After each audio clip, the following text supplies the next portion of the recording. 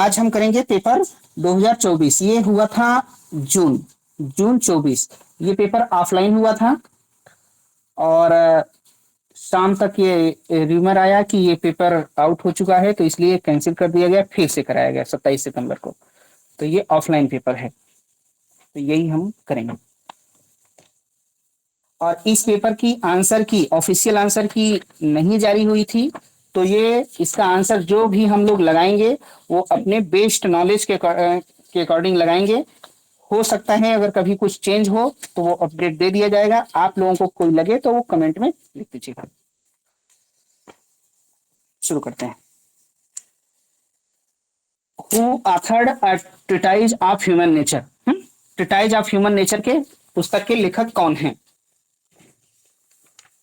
David Hume. Hume. Yes.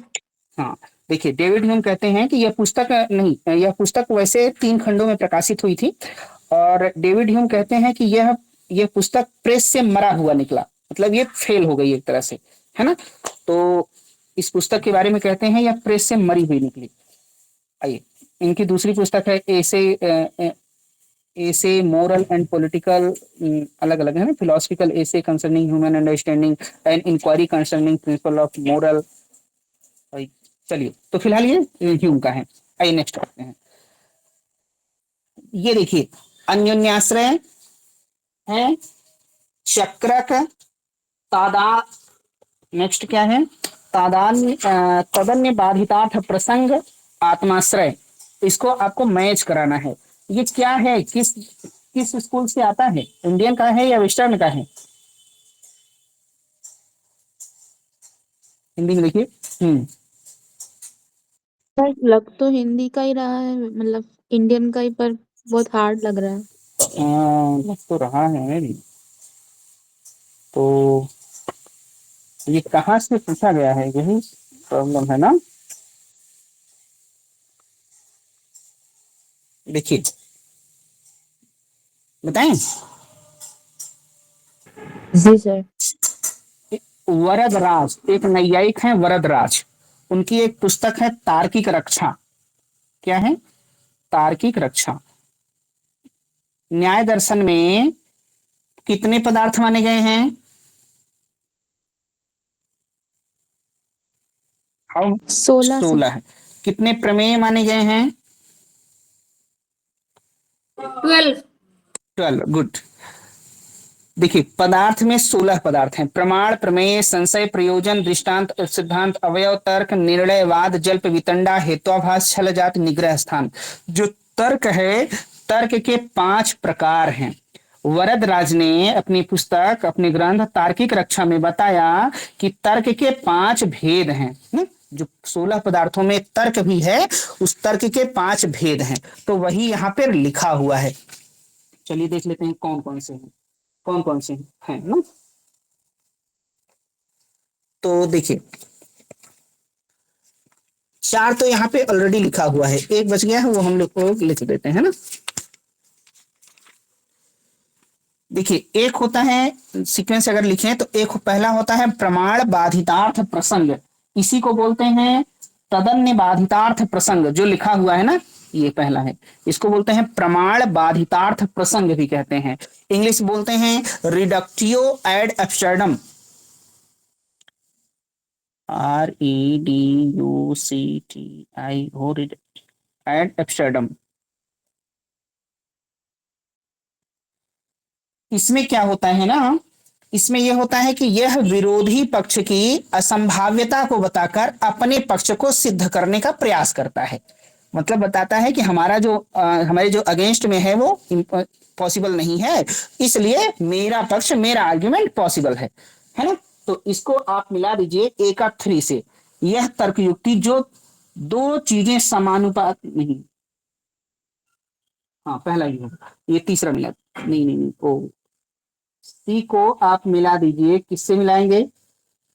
चौथे से मिला दीजिए ना, फोर्थ से। ऐसी युक्ति जो किसी तर्क की वैधता को अप्रत्यक्ष रूप से प्रमाणित करती है, यह दिखाकर कि इसके निष्कर्ष में विरोधाभास है। An argument which indirectly proves the validity of a reasoning by showing that the contradictory of its conclusion is absurd। तो ये हम आपको बताया रिडक्शियो एड एब्सर्डम है, तो एब्सर्ड यहाँ आ गया, तो इसको ऐसे मिला दीजिए। दूसरा होता है आत्माश्रय दोष। दूसरा होता है आत्माश्रय, जो तर्क का प्रकार है। इसमें क्या होता है, किसी वस्तु का प्रतिपादन उसी वस्तु के आधार पर किया जाए तब, है ना। स्वनैव स्वस्य सिद्धया तदात्म तदात्मश्रय दूषणम, इसे करके है। तो आप चक्र को मिलाइए पहले से। यह तर्क जो यह तर्क दोष किसी चीज द्वारा अपनी पूर्व मान्यताओं की पूर्व मान्यता की व्याख्या करती हुई दिखाई देती है।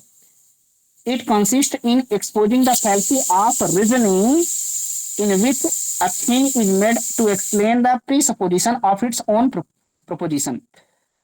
तो ये हो गया। अब आइए नेक्स्ट है अन्योन्याश्रय। अन्योन्याश्रय पहले बता देते हैं ना, 5 कौन कौन से हैं। देखिए, पहला ये हो गया, दूसरा चक्र, दूसरा आत्माश्रय हो गया, और तीसरा है अन्योन्याश्रय। यहाँ पे लिखा है अन्योन्याश्रय? नहीं लिखा है ना। यहाँ पे 3 नंबर लिख लीजिए, अन्योन्याश्रय लिखिए। अन्योन्याश्रय, अन्योन्याश्रय में क्या क्या होता है ना, जब दो लक्षण या कथन अपने प्रयोग या सिद्धि के लिए एक दूसरे पर आश्रित हैं। देखिए, अन्योन्याश्रय वो है तो अन्योन्याश्रय, गड़बड़ हो रहा है क्या? इसका आंसर पहला है, और मिलाइए अब सब लोग।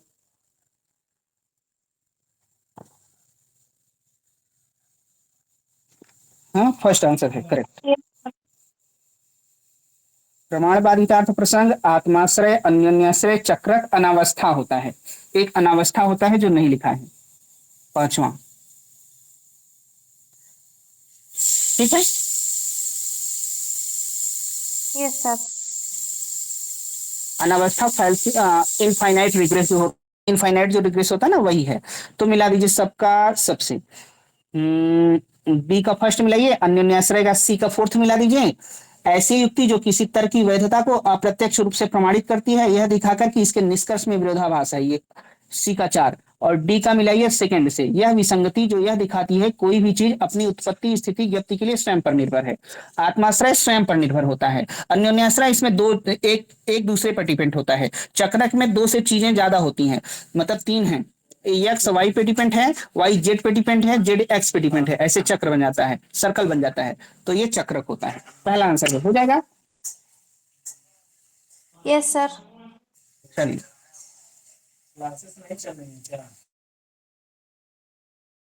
चलिए नेक्स्ट देखिए। Hume's thesis is the acknowledge that one cause another if. Hume के सिद्धांत के अनुसार हम एक वस्तु को दूसरी वस्तु का कारण मान लेते हैं। कारण कब मान लेते हैं? तो हम लोगों ने बात किया था कि 3 वजह से हम उसको कारण मान लेते हैं। एक तो होता है कि अनिवार्यता, नेसेसरी कनेक्शन हो ना। दूसरा होता है समीपता, कॉन्टिग्यूटी हो, और एक पूर्ववर्तीता। तो इसमें जो तीसरा है ये बिल्कुल नहीं है ना। इट हैव इंस्टेंट कनेक्शन, अंतर्भूत संबंध होता है, ये सत्कार्यवादी मतलब इम्प्लिसिट होता है, उसमें अंतर्निहित होता है, ये सांख्य का है ना। बाकी 3 वजह है जिसके कारण से हम इसको कार्य कारण मान लेते हैं। तो आंसर क्या हो जाएगा? ए सी डी, थर्ड है ना। सर, हाँ ह्यूम का जो 3 चीज होता है ना, जो जैसे हाँ आप बोले थे नेसेसरी कॉन्टिजेंसी, उसको मिला है ना फर्स्ट सेकंड थर्ड से, कौन सा कौन सा? हाँ, देखिए फर्स्ट है देखिए समीपस्थ है ना, इसको बोलते हैं कॉन्टिग्यूटी। ये कॉन्टिग्यूटी CONTIGUITY कॉन्टिग्यूटी होती है। और कालिक रूप से समीपस्थ होते हैं सक्सेशन यानी पूर्ववर्तीता, SUCCESSION सक्सेशन। और निरंतरता इसको बोलते हैं नेसेसरी कनेक्शन, अनिवार्यता ना, नेसेसरी कनेक्शन। ठीक।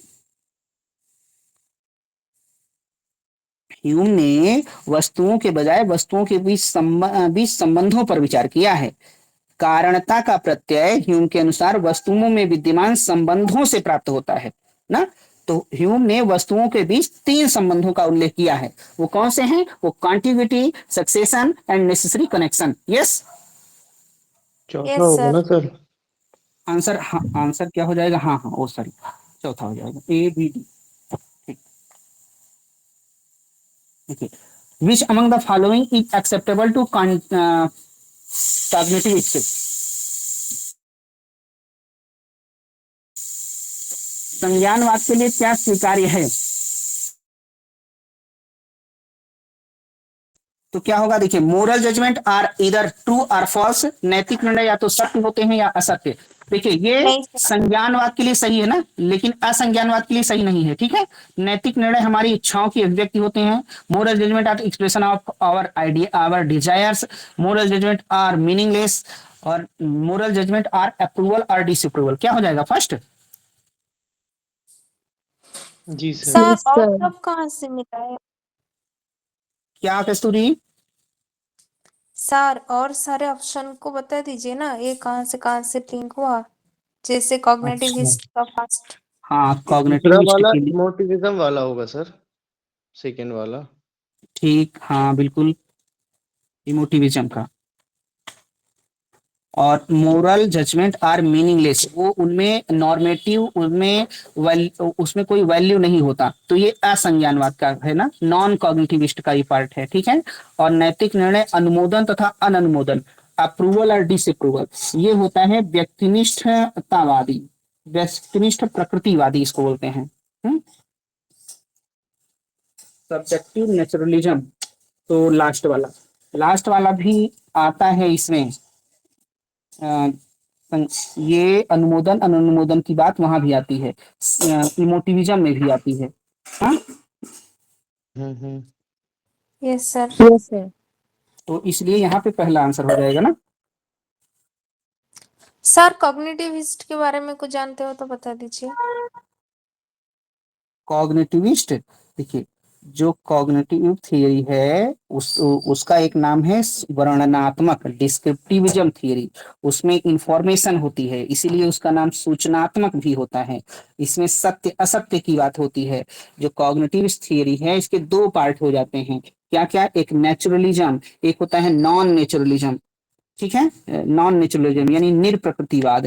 जो नेचुरलिज्म होता है, प्रकृतिवाद, उसके भी दो तीन पार्ट हो जाते हैं। सब्जेक्टिव थियरी, ऑब्जेक्टिविज्म थियरी, और नियो नेचुरलिज्म यानी नव्य प्रकृतिवाद, ठीक है। तो संज्ञानात्मक में, असंज्ञान में क्या होता है, इसमें फैक्ट की बात नहीं होती, सत्य असत्य की बात नहीं होती, वो नॉन इंफॉर्मेटिव होते हैं, नॉन डिस्क्रिप्टिव होते हैं।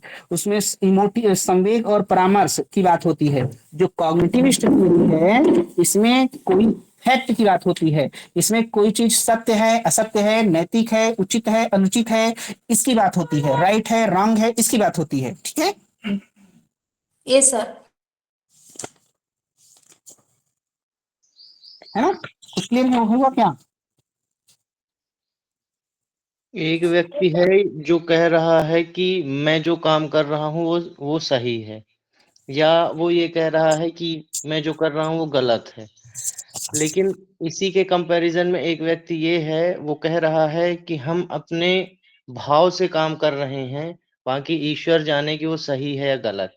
ये इमोटिविज्म वाले हो गए, या इनको हम नॉन कॉग्निस्ट बोलते हैं, जो ये कहते हैं कि हम नहीं जानते कि क्या है, बस हम कर रहे हैं। और हम्म। दूसरे ये हो गए जो ये कह रहे हैं सही गलत, वो निर्णय बता रहे हैं, ये संज्ञानवादी हैं या कॉग्निटिविस्ट हैं, उनको मालूम है। और एक कहते हैं हमको नहीं मालूम है, हम सिर्फ अपना फीलिंग बता रहे हैं, इमोशंस बता रहे हैं। हाँ, तो इसीलिए ये इमोशंस की बात बताते हैं, अपनी फीलिंग्स बताते हैं, वो नॉन कॉग्निटिविस्ट हो जाते हैं। बहुत बढ़िया। I, which among the following is not applied by categorical imperative, निरपेक्ष आदेश से निम्नलिखित में से क्या आपादित नहीं होता? देखिए, duty is identifiable by an objective principle, कर्तव्य किसी वस्तुनिष्ठ सिद्धांत द्वारा अभिज्ञेय होते हैं। Next, moral reason outweigh other reasons, नैतिक कारण अन्य कारणों से अधिक प्रभावशाली होते हैं। फिर क्या है, moral reason are binding because of their objective rationality, नैतिक कारण अनिवार्य होते हैं क्योंकि उनमें वस्तुनिष्ठ बौद्धिकता होती है। नैतिक कारण व्यक्ति सापेक्ष होते हैं। Moral reason are relative to individuals. देखिए, जो कैटेगरिकल इंपरेटिव होता है, निरपेक्ष आदेश होता है, उसमें सापेक्षता की बात नहीं होती ना। ये लास्ट वाला बिल्कुल गलत हो जाएगा, ठीक। जो निरपेक्ष आदेश होते हैं ये व्यावहारिक बुद्धि के आदेश हैं, इसमें भावनाओं का स्थान नहीं है, इनमें कंडीशन नहीं है होती, ये उद्देश्य पूर्ति के लिए नहीं होते, ये अंतरात्मा के आदेश होते हैं। ठीक, तो ये एक तरह से कांट का ना, तो फोर्थ वाला बिल्कुल गलत है। आइए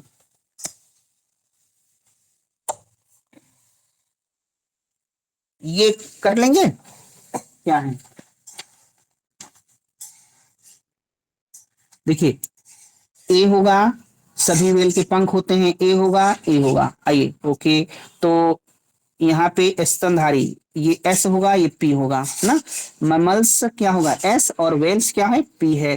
तो ये यहाँ पे स्तनधारी डिस्ट्रीब्यूट, यहाँ वेल डिस्ट्रीब्यूट, पंख दोनों में है, एम एम मिडल टर्म है। देखिए well, well that means P, और एस यस है, यस ये स्तनधारी एस हो जाएगा। देखिए कौन सा इसमें फैल्सी है, तो देखिए ए में सब्जेक्ट टर्म डिस्ट्रीब्यूट होता है, तो मिडल टर्म एक बार भी डिस्ट्रीब्यूट नहीं हुआ है, तो इसमें अनडिस्ट्रीब्यूटेड मिडल टर्म की फैल्सी है, तो ये क्या है अवैध है। इतनी बात क्लियर है। देखिए मिडल टर्म कहीं भी डिस्ट्रीब्यूट नहीं है ना, तो अब ये अवैध है, तो अवैध तो यहां भी है यहां भी है, तो क्या होगा। अब बताइए, देखिए सभी स्तनधारियों के पंख होते हैं, हम लोग भी तो मैमल्स हैं, हमारे पंख हैं क्या, तो असत्य आधार वाक्य है। वेल के पंख होते हैं, ये क्या असत्य आधार वाक्य है। नेक्स्ट क्या है, सभी स्तनधारी वेल हैं, सभी स्तनधारी ऑल मैमल्स आर वेल, ये गलत सूचना दे रहा है ना, सभी स्तनधारी वेल नहीं है, कुछ स्तनधारी शेर भी हैं, बिल्ली भी हैं, कुत्ते भी हैं, नहीं, तो ये असत्य आधार वाक्य, असत्य निष्कर्ष और अवैध थर्ड हो जाएगा ना। Yes yes sir. Yes sir. देखिए ये क्या है, द क्रिटिसिज्म मेड अगेंस्ट शास्त्र फिलोसफी आर, शास्त्र के दर्शन के विरुद्ध आलोचनाएं हैं। शास्त्र एग्जिस्टेंशलिज्म इनकरेज इन एक्शंस, शास्त्र का अस्तित्ववाद निष्क्रियता को बढ़ावा देता है। सब पढ़िए और बताइए क्या होगा, एक एक करते चले या सब पढ़ने पहले बताइए, पहला सही है कि गलत। गलत। निष्क्रियता को बढ़ावा देता है मरियम, पहला वाला ना सही है। क्यों सही है ना, क्योंकि आलोचक कहते हैं कि जब शास्त्र कहते हैं कि मनुष्य पूरी तरह स्वतंत्र है, कोई बाहरी नैतिक नियम नहीं है, तो व्यक्ति असमंजस में पड़ जाता है, डर में पड़ जाता है, वह सोचता है अब क्या सही है क्या गलत है, और इस भ्रम में कुछ भी ना करने की प्रवृत्ति में चला जाता है, तो निष्क्रियता को बढ़ावा देता है। यस पहला बिल्कुल सही है। अब आइए देखिए, इंग्लिश में बताएं क्या। Yes sir. देखिए जब शास्त्र को लोग क्रिटिक करते हैं तो वो बोलते हैं, देखिए when there is no fixed moral rule and everything depend on my choice, a person may feel hopeless और इनएक्टिव, तब व्यक्ति होपलेस हो जाता है, because there is no guidance और assurance, therefore existentialism may encourage, ये क्यूटिज्म यानी निष्कर्मवाद को बढ़ावा देता है। It is a kind of passive waiting और इनएक्शन, तो ये पहला सही है। दूसरा, शास्त्र का अस्तित्ववाद समाज को व्यक्ति से वरीय मानता है। शास्त्र existentialism emphasise the society over individual, बताइए व्यक्ति पहले है कि राज्य कि समाज। पहले व्यक्ति। ये गलत हो जाएगा ना, एग्जिस्टेंस प्रोसीड नहीं, क्या इनका क्या स्टेटमेंट है, अस्तित्व सार से पहले है ना। डिस्टेंस। हाँ ये तो, हाँ ये आलोचना नहीं है, तो ये दूसरा वाला तो हटा दीजिए, बी हटा दीजिए अगर आप ना, तो ये आंसर ये आंसर ये आंसर आंसर आपको ACD मिल ही जाएगा। तीसरा पढ़ लीजिए, शास्त्र का अस्तित्ववाद निराशाजनक ढंग से जीवन के प्रति निषेधात्मक विचार की ओर ले जाता है, तो ये भी बिल्कुल सही है। निषेधात्मक ले जाता है निराशावाद की तरफ। देखिए शास्त्र कहते हैं ईश्वर नहीं है, इसलिए जीवन का कोई पूर्व निर्धारित अर्थ ही नहीं है, तो यह विचार लोगों में क्या निराशा की ओर ले जाता है ना। हम लोग पढ़े नहीं शास्त्र के दर्शन में, हम लोग एक दिन पढ़े थे नोइस, क्या क्या पढ़े थे कि निरावलंबता आ जाती है, और क्या हो जाता है, 3-4 पॉइंट हम लोग पढ़े थे छात्र में। ये सर नोएसिस नोएमा ये सब। नोएसिस नोएमा तो कहाँ पे है, वो हुड्सल में है।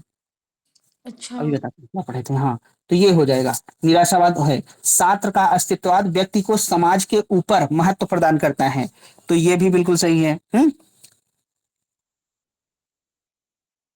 हर व्यक्ति की अपनी खुद की नैतिकता होती है, तो ये बिल्कुल सब्जेक्टिविज्म की ओर जाता है। छात्र का अस्तित्ववाद इस ध्वंसात्मक मत को प्रतिपादित करता है कि कोई भी नैतिक सत्य नहीं हो सकता। सापेक्षतावाद रिलेटिविज्म को भी ये बताते हैं। तो सब सही है, आंसर क्या हो जाएगा, ये थर्ड हो जाएगा। ठीक है। सर असल में ये क्वेश्चन में ये पूछा जा रहा है कि असल में सार्त्र की फिलॉसफी में ये चीजें हैं नहीं, लेकिन उनकी फिलॉसफी से ये चीजें निकल के आ जाती हैं, ये आलोचना का कारण बन जाती हैं। हाँ हाँ, यही यही बिल्कुल। तो फिर ये चीज बिल्कुल सही लग रही है कि सोशलिज्म की तो उन्होंने कहीं बात ही नहीं की, और बाकी सब लग रहा है कहीं ना कहीं आप सेल्फ सेंटर्ड हो जाओगे, तो फिर आप निराशी हो जाओगे, निष्काम हो जाओगे, हाँ, विषयनिष्ठ। तो ये चीज। तो इसीलिए मतलब बाकी सब निकल के आता है, ये नहीं आता है ना। जी सर, जी जी। हम्म, कि ये इन पे हम कटाक्ष कर सकते हैं, बाकी चीजें सोशलिज्म तो है ही नहीं कहीं। हाँ, तो इसलिए इसका ये होगा ना। जो हम लोग पढ़े थे कि डिस्पोजिशंस पढ़े थे, कुछ भाव मनुष्य के अंदर में कुछ भावनात्मक स्ववृत्तियां होती हैं। नौसिया मचलाहट होती है, एंजाइटी होती है, परिताप एंग्विश होता है ना, और फोरलोरनेस निरालंबता असहायता होती है, और फिर क्या होती है, डिस्पेयर यानी निराशा होती है। तो ये सारी चीजें हम लोग पढ़े थे, ये जो हम बताना चाह रहे थे निराशावाद की तरफ। तो ठीक है, तीसरा आगे बढ़े। जी सर। आइए बताइए, which of the following is incorrect in the context of न्याय वैशेषिक फिलॉसफी। ये खुद पढ़िए और बताइए क्या होगा।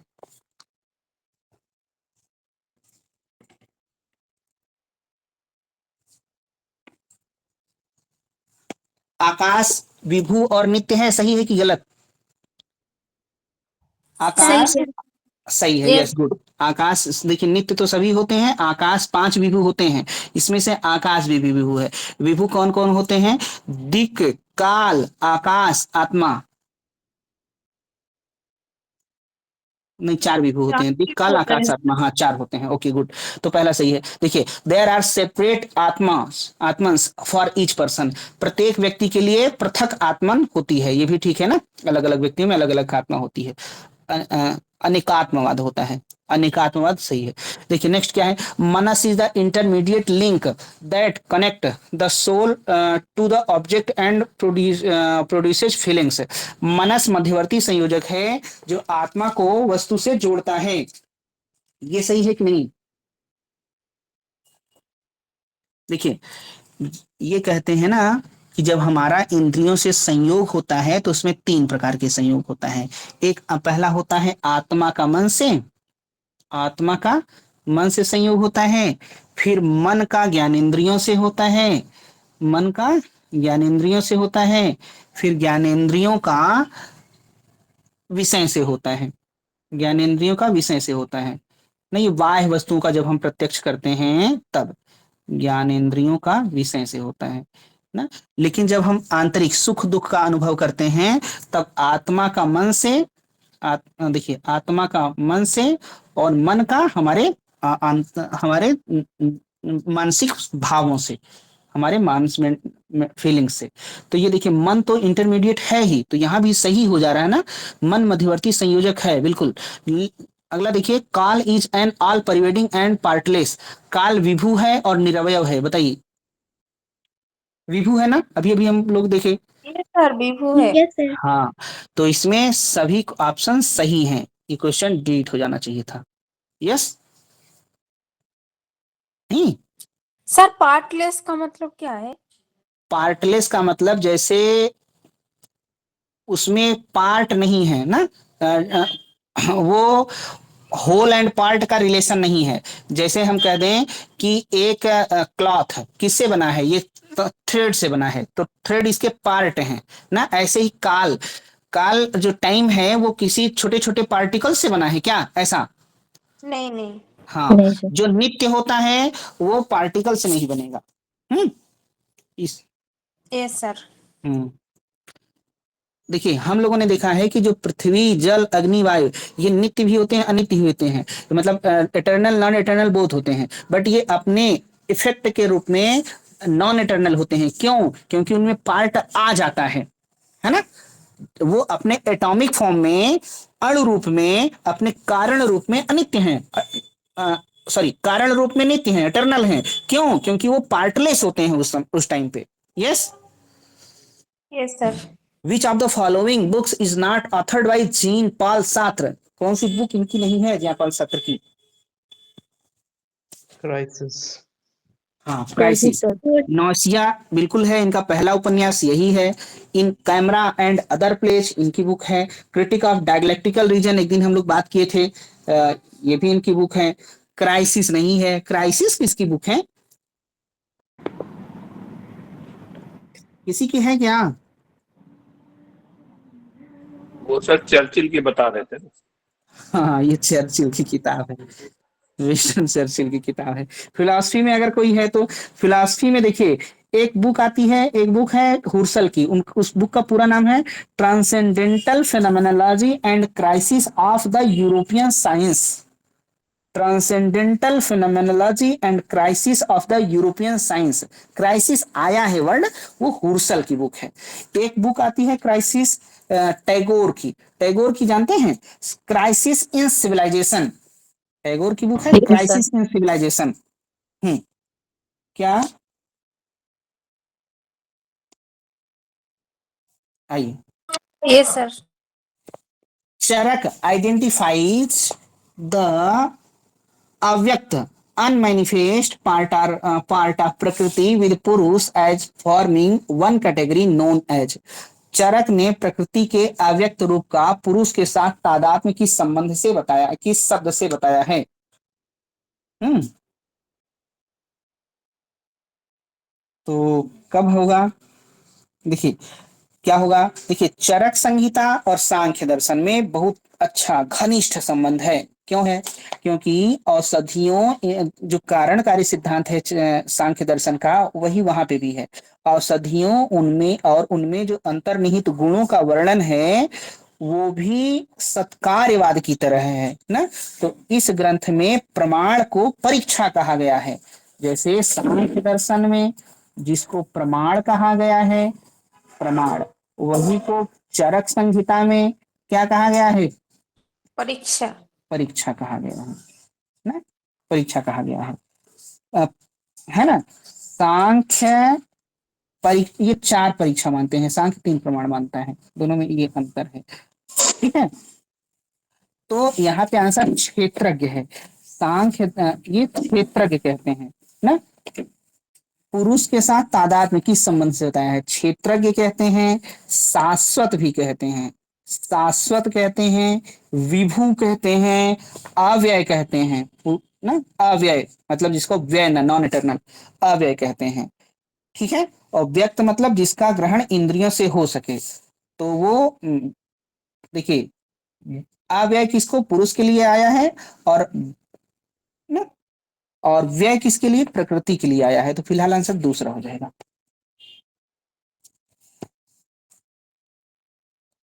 आइए नेक्स्ट सर है एक मिनट सर, ऊपर जाइए 1 मिनट। हाँ, आगे 1 मिनट। Yes sir.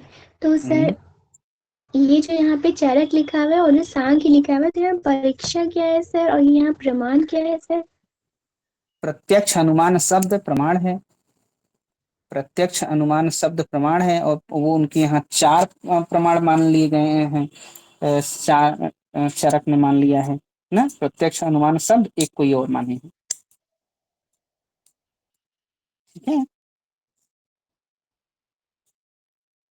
तो सर ये फिर परीक्षा क्या है 4? वही तो परीक्षा मतलब प्रमाण को ही परीक्षा कहते हैं। ये 3 मानते हैं ना, प्रत्यक्ष अनुमान शब्द। एक हमको लगता है कोई और चीज मान लिए हैं, वो मुझे ध्यान नहीं है मरियम। 3 तो यस यही सर। है, चौथा कोई और है। हाँ, ठीक है, वो आपको जानना भी जरूरी नहीं है, इसीलिए याद भी नहीं है ना। यस सही है सर। इसीलिए चिंता की बात नहीं। Nietzsche describe will to power as, Nietzsche शक्ति की इच्छा को किस रूप में वर्णित करते हैं। देखिए, डिजायर ऑफ कलेक्टिव वेलफेयर, सामूहिक कल्याण, गलत बात, सबका कल्याण नहीं करना है। डिजायर टू सेल्फ प्रिजर्वेशन ना, आत्म परीक्षण की इच्छा, ये सही है। अपने सामर्थ्य को अभिव्यक्त करने की इच्छा, desire to vent one's strength, ये भी ठीक है। वस्तुनिष्ठ सत्य को समझने की इच्छा, desire to comprehend the objectivism truth, objectivism truth नहीं। आंसर हो जाएगा बी सी। ठीक, शक्ति की इच्छा को जीवित रहने की अपेक्षा ज्यादा महत्व देते हैं, मतलब जीने से ज्यादा बड़ी इच्छा है शक्ति की इच्छा ना। यह संसार की इच्छा के अतिरिक्त, मतलब यहाँ पे शक्ति की इच्छा के अतिरिक्त कुछ भी ऐसा नहीं है जो जो जो मतलब शक्ति की इच्छा से बड़ी कोई भी इच्छा नहीं है नीचे के दर्शन में। ये हो जाएगा ना, सामूहिक कल्याण की बात नहीं करते। ये जब इनका सुपरमैन है, वो जब जैसे एक देखिए सुपरमैन की बात वहां भी होती है अरविंद के दर्शन में, वहां उनका जो सुपरमैन है वो सीधे डेवलपमेंट का प्रोसेस है ना, डेवलप करके आता है वो सामूहिक, वहां सामूहिक कल्याण की बात ही होती है, वहां सभी जिनस्टिक बीइंग बन जाएंगे ना, और यहाँ पे सभी नहीं बन पाएंगे। यहाँ कोई सुपरमैन बनेगा वो बायोलॉजिकल होगा, वहां जो अरविंद के दर्शन में जो सुपरमैन है, जो जेनेटिक बीइंग है, वो स्पिरिचुअल मैन है ना। ये सबको मार मतलब इसके हाथ में तलवार होगी एकदम और लोगों को खत्म कर देगा। वहां पे ऐसा नहीं है, वहां सभी का कल्याण की बात हो रही है। ऑब्जेक्टिविज्म वहां पे है, यहाँ पे सब्जेक्टिविज्म है, तो आंसर बी सी। ठीक है, यस सर।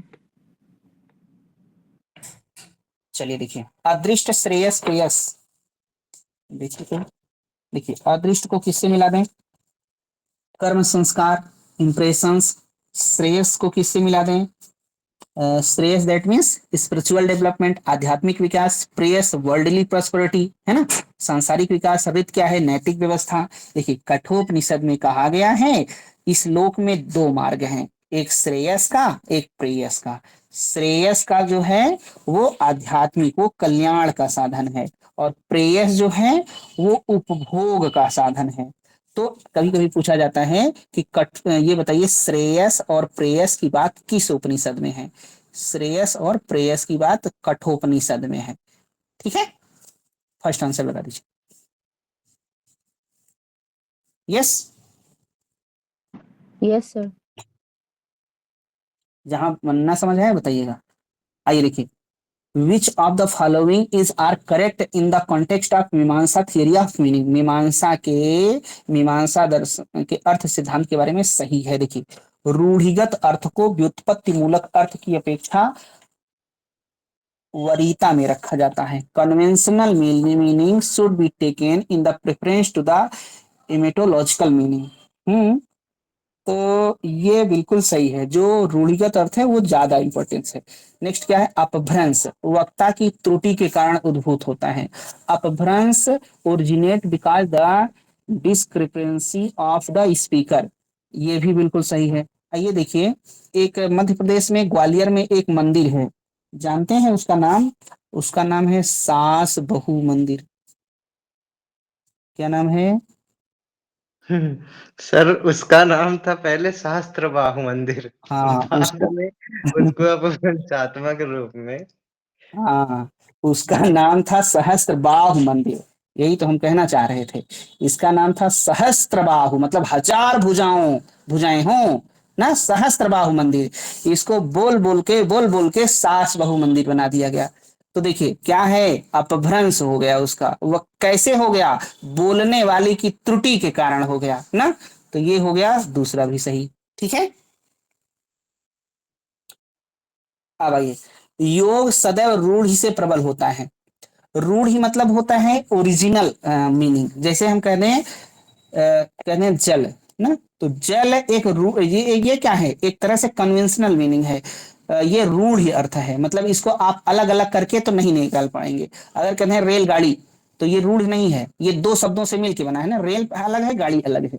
तो देखिए दोनों में ज्यादा पावरफुल कौन है? ज्यादा पावरफुल, ये कन्वेंशनल मीनिंग है, रूढ़ी वाला ज्यादा सबल सबल होता है, तो यहाँ उल्टा लिख दिया है, पहले और तीसरा अपोजिट लिख दिया है, इसलिए गलत है। देखिए लास्ट क्या है, मूल शब्दों के साथ अपनी समानता के कारण अपभ्रंश शब्द अर्थ को अभिव्यक्त करने में अक्षम होते हैं, मतलब कैपेबल नहीं होते। देखिए corrupt form of words incapable of expressing the meaning because of their similarity with the original words। तो ये यहाँ पे अगर सक्षम होता तब सही हो जाता। देखिए मूल शब्दों के साथ अपनी समानता के कारण अपभ्रंश शब्द अर्थ को अभिव्यक्त करने में सक्षम नहीं हैं, मतलब उनसे भी हम अर्थ समझ जाते हैं, तो ये भी गलत है। तो आंसर हो जाएगा ए बी, है ना।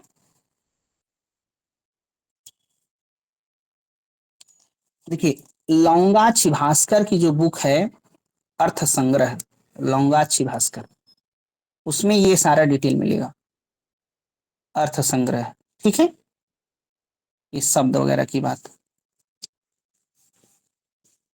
तो आगे बढ़े।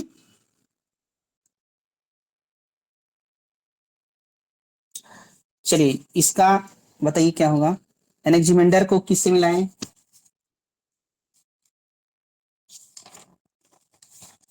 बाउंडलेस से मिला दीजिए, एपिरॉन से मिला दीजिए, पाइथागोरस से मिला दीजिए, things are copies of number, वस्तुएं संख्याओं की प्रतिलिपि होती हैं।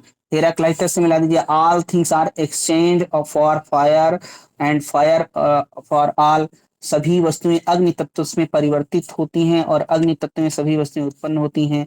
पार्मेनाइडीज को मिला दीजिए, ऑल चेंज इज इनकंसिबल, सभी परिवर्तन अबुद्धिगम्य होते हैं ना।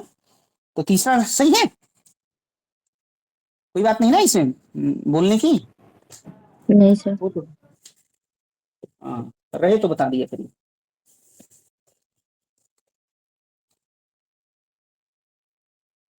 ये देखिए ये कौन बताएगा?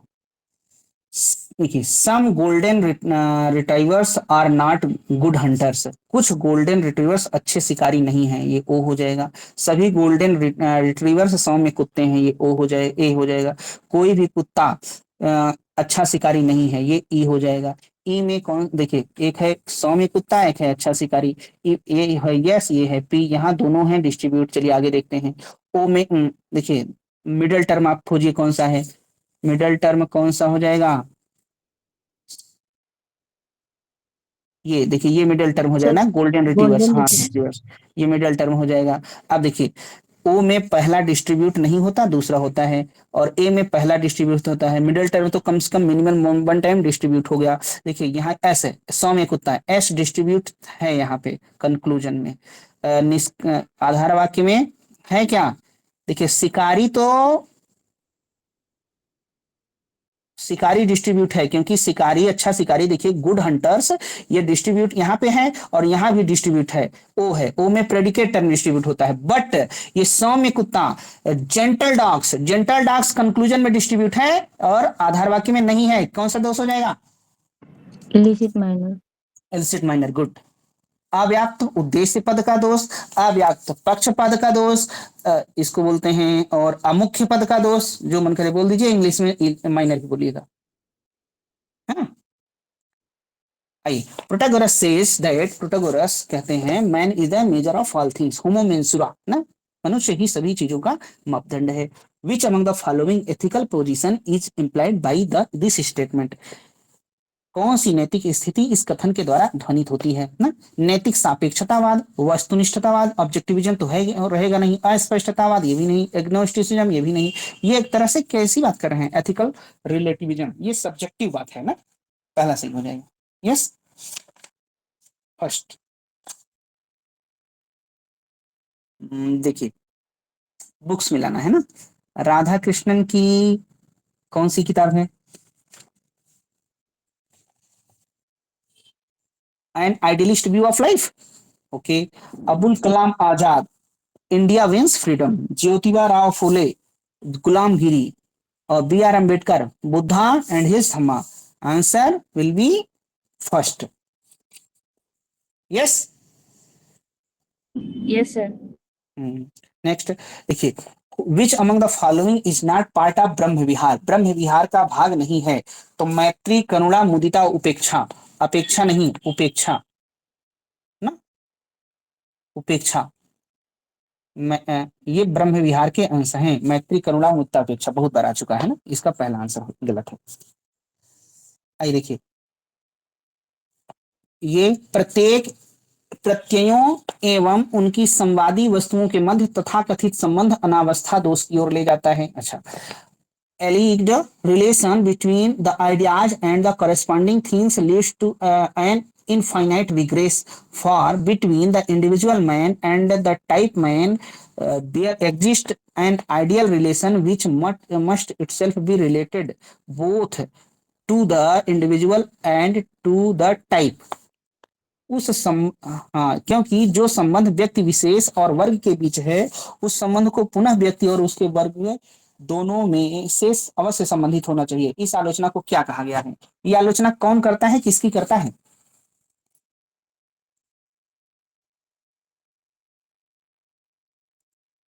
याद है? ये अरस्तु करते हैं। किसकी? प्लेटो की। प्लेटो की, हाँ, थर्ड मैन आर्ग्यूमेंट, इसको बोलते हैं थर्ड मैन आर्ग्यूमेंट। जैसे प्लेटो कहते थे कि देखिए, एक है आइडिया, यहाँ है आइडिया, यहाँ है प्रत्यय। किसका प्रत्यय? कोई चीज बताइए। मान लीजिए मैं यहाँ हूँ, मैं यहाँ हूँ, मेरा प्रत्यय यहाँ है, हम ओरिजिनली रूप में यहाँ नहीं है ना, यहाँ मैं हूँ और मेरा प्रत्यय यहाँ है। तो प्लेटो कहते हैं कि ये मैं क्या हूँ? प्रत्यय का फोटोकॉपी हूँ। अरस्तु कहते हैं ये बताइए, इन दोनों के बीच जो संबंध बनाए आप, संबंध बनाने के लिए कोई तीसरी होनी चाहिए ना, जो इनका मीडिएटर, जो इन दोनों का इंटरमीडिएट हो, जो दोनों की मध्यस्थता कर सके, जो दोनों की अगुवाई कर सके। तो कहें अच्छा आप मान लीजिए एक मीडिएटर होगा भी, तो अब ये जो नया मीडिएटर आया है, इसके बीच फिर प्रत्ययों के बीच फिर तो संबंध बनाने के लिए फिर कोई मीडिएटर की जरूरत होती पड़ेगी, फिर यहाँ भी कोई मीडिएटर की जरूरत पड़ेगी, है ना।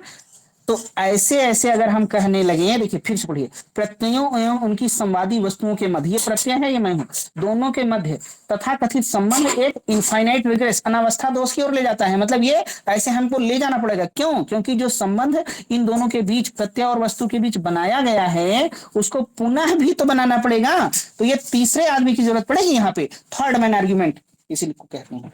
यस, समझ आया क्या या नहीं?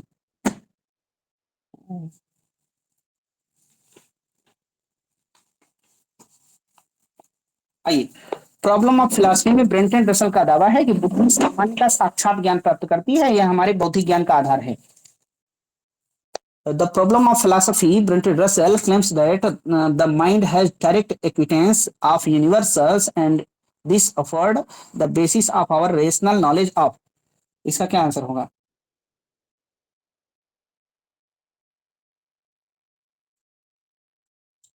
देखिए, सामान्य का ज्ञान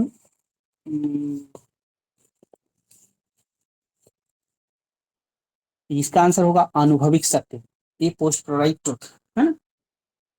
जैसे वो रसेल कहते थे, एक नॉलेज बाय एक्विटेंस है, नॉलेज बाय डिस्क्रिप्शन है। एक परिचयात्मक ज्ञान है, परिचयात्मक ज्ञान है, और एक विवरणात्मक ज्ञान है ना। जो परिचयात्मक ज्ञान है, इसमें सेंस डाटा होता है ना।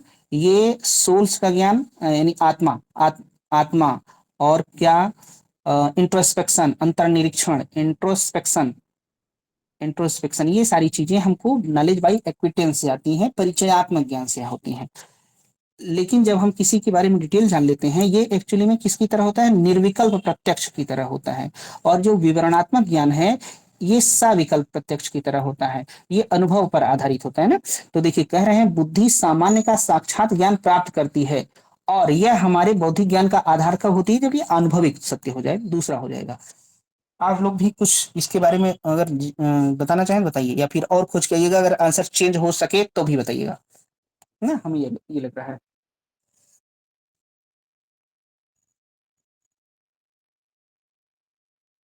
देखिए, ये फैंसी आ गई, हैस्टी जनरलाइजेशन, अविचारित सामान्यीकरण। एक बार हम लोग कहानी सुने थे, बिल्ली और विवाह वाली, सुने थे? बिल्ली और विवाह, शादी वाली सुने थे नहीं? बिना विचारे उसका जनरलाइजेशन कर दिया गया है ना।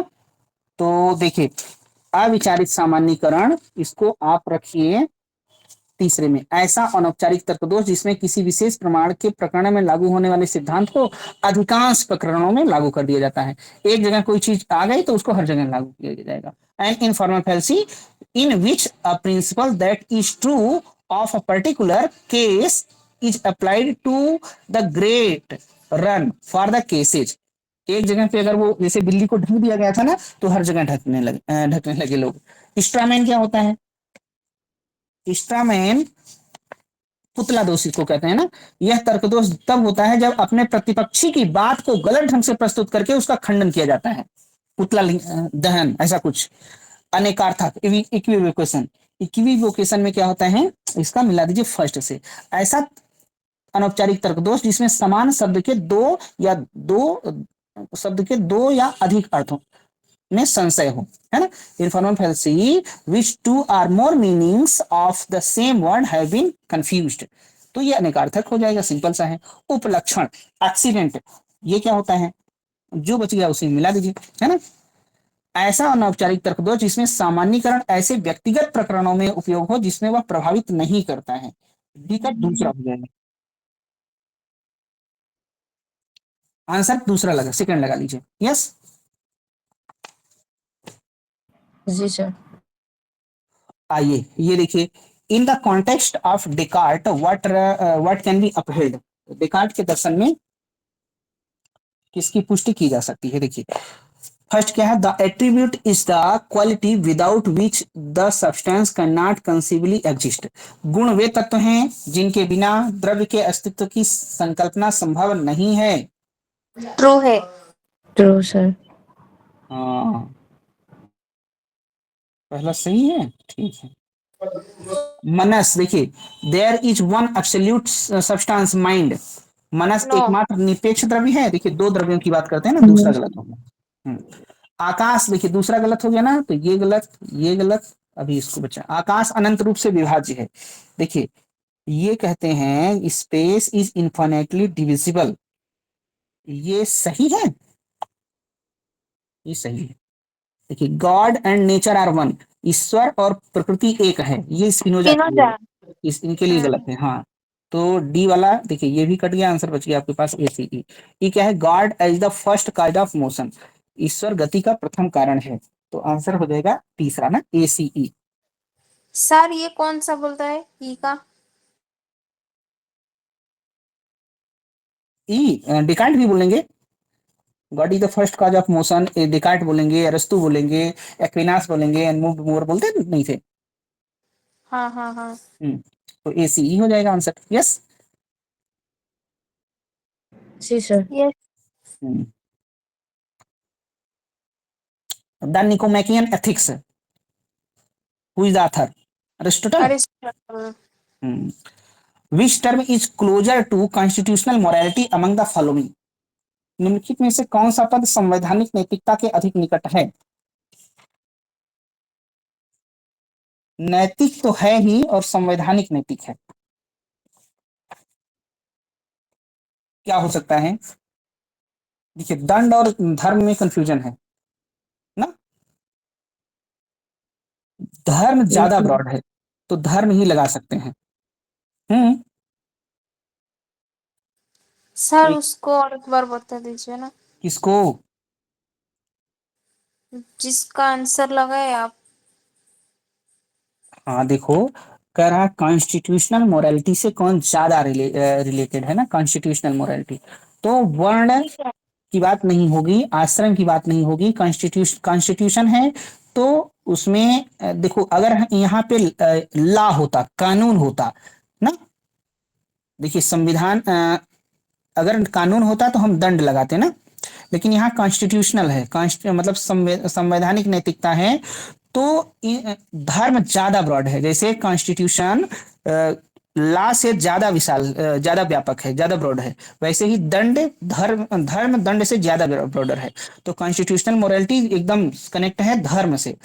इसमें और क्या नहीं समझ आ रहा है मुझे, सॉरी कस्तूरी? नहीं सर, ये कॉन्स्टिट्यूशनल मोरालिटी कौन सा कॉन्सेप्ट कहाँ से आया ये पूछना है। कॉन्स्टिट्यूशनल मोरालिटी को बोलते की बात करते हैं जॉर्ज ग्रोट, अंबेडकर ना।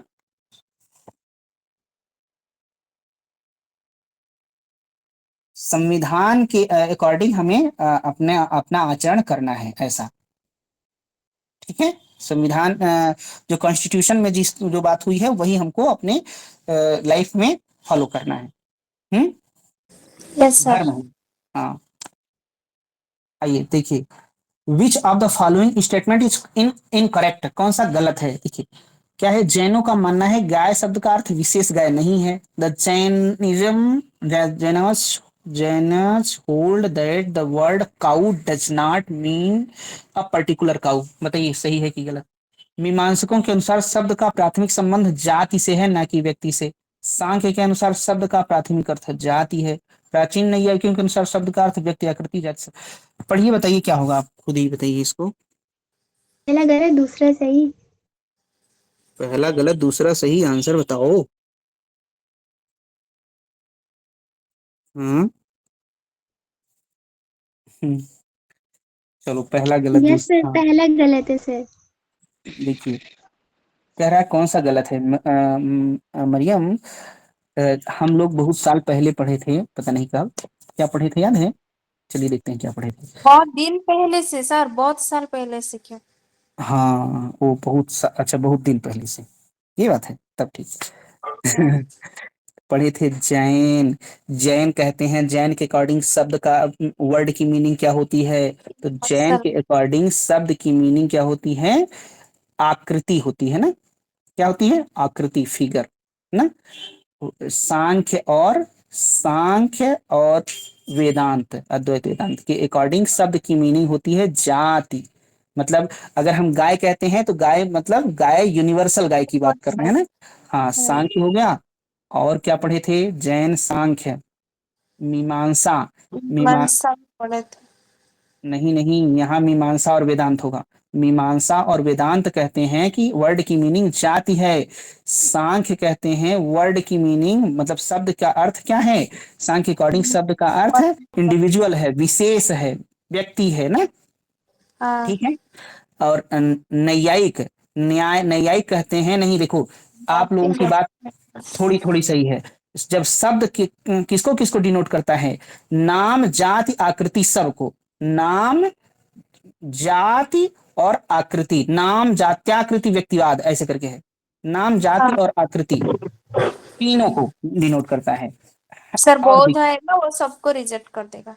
नहीं हाँ बौद्ध कहता है ना कि इसमें शब्द और इसमें कोई संबंध ही नहीं है ना। वो किसी को अपोवाद। डिनोट नहीं। हाँ, अपोहवाद, वो किसी को डिनोट ही नहीं करता। बौद्ध दर्शन कहेगा कि शब्द का मतलब ना आकृति है, ना जाति है, ना विशेष है, इंडिविजुअल है, कुछ भी नहीं है। देखिए एक बार प्रश्न और आया था कि जैन का मतलब जैन के अकॉर्डिंग शब्द आकृति को प्रारंभिक मीमांसक भी कहते हैं कि शब्द का मतलब आकृति।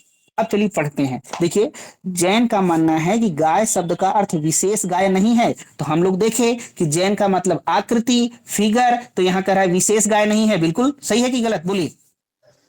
ये सर सही है। हाँ, ये सही है, क्योंकि विशेष गाय नहीं है क्या, आकृति है। बिल्कुल। दूसरा देखिए, मीमांसकों के अनुसार शब्द का प्राथमिक संबंध जाति से है, ना कि व्यक्ति से। ये सर ये भी सही है, with the universal not the particular. ये भी सही है, बिल्कुल, वेरी गुड। तीसरा देखिए, सांख्य के अनुसार शब्द का प्राथमिक अर्थ जाति है। मरियम बताओ, सांख्य के अनुसार शब्द का मतलब क्या हम लोगों ने देखा, व्यक्ति। क्या देखा, व्यक्ति सर। व्यक्ति। व्यक्ति तो ये था। गलत हो गया ना। हाँ, व्यक्ति या इंडिविजुअल या विशेष, ये गलत हो गया थर्ड वाला। अब वेरी गुड। नेक्स्ट क्या है, प्राचीन न्यायिकों के अनुसार शब्द का अर्थ व्यक्ति, आकृति, जाति सब होता है, सब होता है, सब होता है। आंसर क्या होगा, थर्ड। थर्ड। जिसको ना समझ आया बताइए। आगे बढ़े। हाँ आगे क्या इरादा है, 25 क्वेश्चन हो गया है, करना है छुट्टी करना है। करना है सर। हाँ 80 तक कर दीजिए सर, 80 क्वेश्चन। देखिए, in the light of Aristotelian theory of categories, which of the following can be the correct claims. अरस्तु के कोटि सिद्धांत के आलोक में कौन से दावे सही हो सकते हैं? देखिए, पहला है substance is that which is predicable of the subject and present in the subject. द्रव्य वह है जो उद्देश्य का आश्रय होता है और उद्देश्य में विद्यमान होता है। ये गलत है। देखिए, अरिस्टोटल कहते हैं द्रव्य ना तो उद्देश्य का आश्रय होता है और ना उद्देश्य में विद्यमान रहता है। पहला तो होगा नहीं। सर क्या बोले थे समझ में नहीं आया। हम यही बोले हैं कि पहला गलत है। कैसे गलत है ये भी बताए थे। हाँ, कैसे गलत है? अरिस्टोटल बोलते हैं ना, अरिस्टोटल सब्सटेंस की डिफिनेशन क्या देते हैं?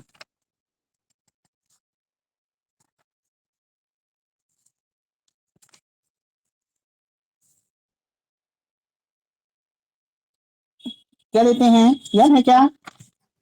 नहीं। अरिस्टोटल कहते हैं सब्सटेंस वह द्रव्य वह है जो ना तो उद्देश्य का आश्रय होता है, which is not predicable of the subject and not present in the subject. Predicate में नहीं आता है सब्जेक्ट, तो ये क्या है? अब जो भी हो, लेकिन यही बोलते हैं। पहले इतना जानो, अभी क्या है वो अभी देखेंगे। पहला गलत हो गया कि नहीं? इतनी बात बताओ। हाँ।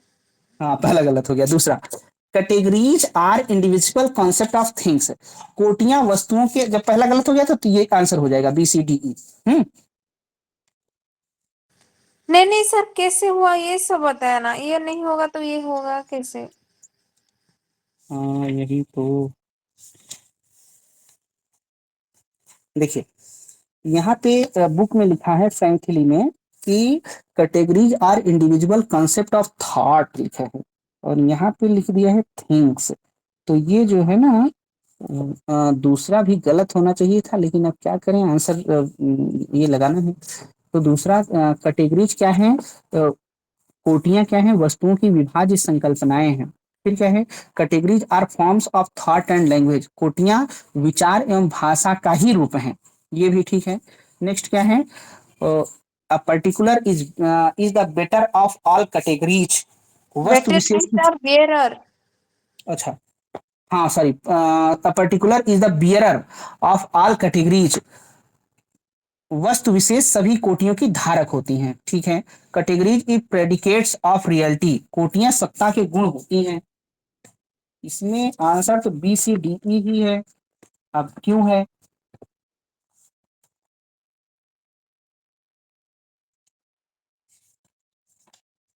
ना? जब सर पढ़ा रहे थे ना तो ये सारा लिखवाए थे कस्तूरी, लेकिन तो ऐसा करते हैं ना, ये क्वेश्चन हम आपको कल बताएंगे अच्छे से। आज यहीं रहने दीजिए, कल यहीं से पढ़ाएंगे। ये सर उसी से स्टार मार्क कर दीजिए। हाँ, स्टार मार्क कर देते हैं ऐसे। हाँ हम्म। ये सर और चलेगा। स्टार कम ट्रायंगल ज्यादा लग रहा है।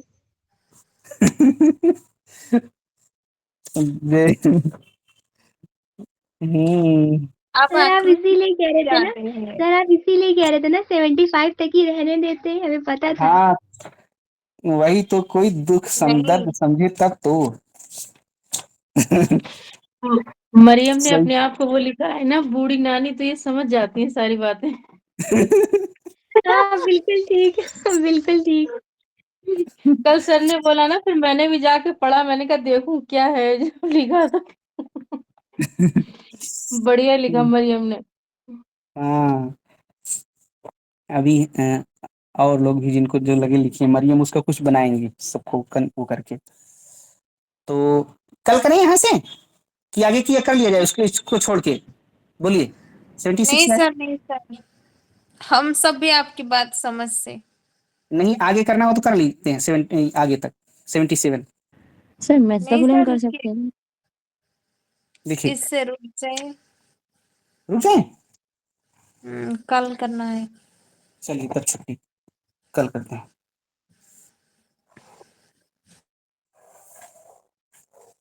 ओके। छुट्टी